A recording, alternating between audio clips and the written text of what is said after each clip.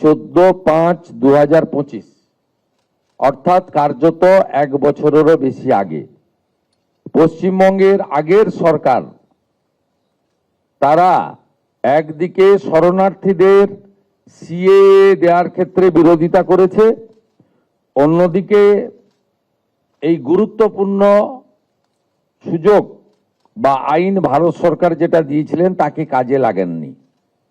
আজ থেকে আমরা এই আইন কার্যকর করলাম। এর ফলে সিএএ এর অন্তর্ভুক্ত যারা, অর্থাৎ সিএএতে বলা আছে 7টা কমিউনিটি বা ধর্ম পালন করা লোকেরা, তারা সিটিজেনশিপ অ্যামেন্ডমেন্ট অ্যাক্টের আওতায় আসবেন এবং তাদেরকে যারা 31/12/2024 পর্যন্ত এসেছেন তাদেরকে কোনো পুলিশ কোথাও হ্যারাসমেন্ট ডিটেন্ট করতে পারবে না। সিএ এর আওতায় যারা নেই তারা হলেন কমপ্লিটলি অবৈধ অনুপ্রবেশকারী ইনফিল্ট্রেটার্স।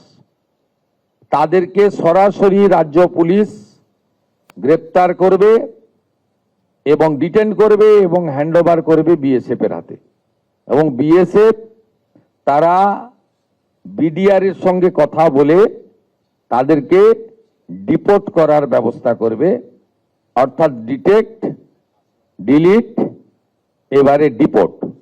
এই আইন আজ থেকে কার্যকর হলো।